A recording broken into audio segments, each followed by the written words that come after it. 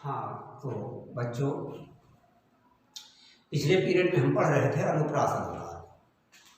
जैसा कि हमने पढ़ा कि वहाँ वर्ण की महत्ता पर विशेष ध्यान दिया गया कि वर्ण की आवृत्ति होती है, चाहे पहले हो या बाद में हो, एक बार हो या अनेक बार हो, हम ये पढ़ते चले आए। तो अनुप्रास अलंकार को हमने छेकानुप्रास, वृत्त्यानुप्रास और जैसा कि उदाहरण दिया था अंत्यानुप्रास, ये तीनों हमने पढ़े। इसी क्रम में आज हम यमक अलंकार की ओर चलते हैं।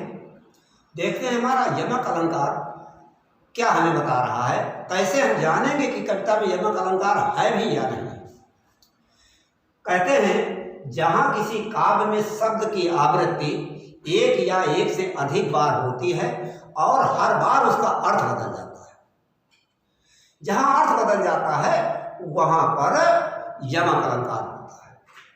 जैसा कि सामने एक उदाहरण पेश है, केकी रव की नूपुर धुन सुनी जगती जगती की मुख प्यास। अब हम देखते हैं कि काव्य पंक्ति में जगती शब्द 2 बार आया है। इसमें जो प्रथम जगती शब्द है उसका अर्थ है जागना, और जो दूसरा जगती शब्द है उसका अर्थ है धरती। अब इसका अर्थ होगा कि जब वर्षा ऋतु आती है उस समय केकी मीन्स होता है मयूर, जिसे हम मोर कहते हैं। जब मोर बोलते हैं तो ऐसा लगता है कि धरती ने जो नूपुर धारण कर रखे हैं, पैरों में पायल धारण कर रखे हैं, उनमें जो घुंघरू लगे हैं, ऐसा लगता है मोर की आवाज धरती के पैरों में पड़े हुए घुंघरू हैं, बज रहे हैं। उन घुंघरुओं की आवाज सुन करके जगती माने धरती की, मौन मूक माने मौन, प्यास जगती माने जाग जाती है। इस तरह से शब्द के अर्थ बदल जाने से यहां पर यमक अलंकार। इसी कड़ी में सूक्ष्म अंतर है, शब्द की आवृत्ति भी होती है लेकिन वहां पर यमक अलंकार नहीं होता है। जैसे कि एक पुनरुक्ति प्रकाश अलंकार है, जहां किसी काव्य में किसी शब्द की आवृत्ति एक या एक से अधिक बार होती तो है परंतु उसका अर्थ नहीं बदलता है।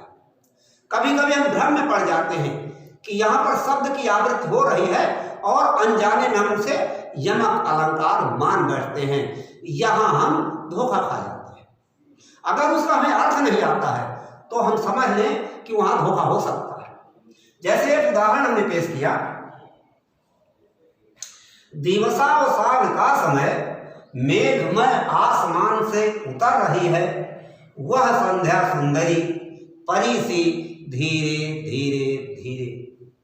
ये काव्य पंक्तियां हमारे सूर्यकांत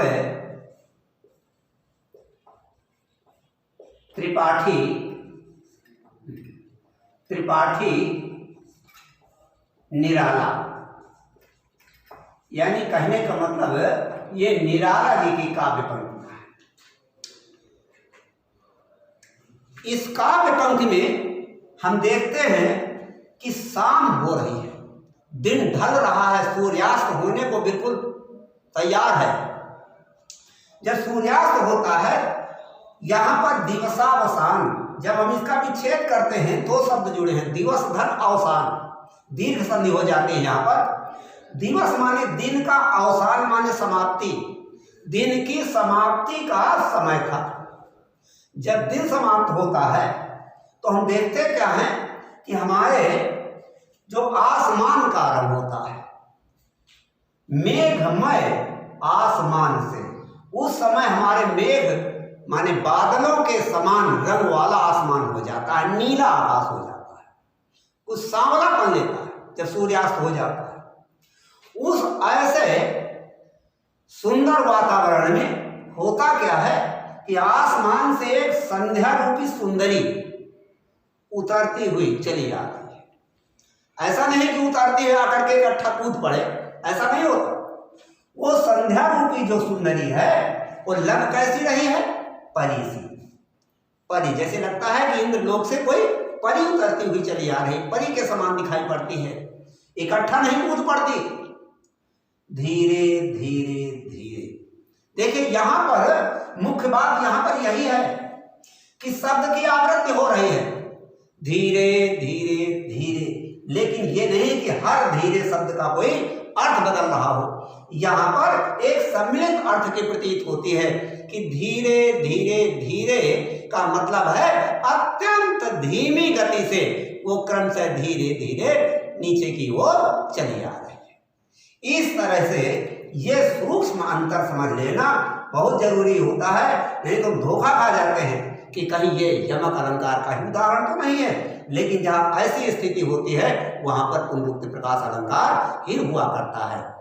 और बस आज की तारीख में बस इतना ही देखेंगे, आगे फिर इसी समय फिर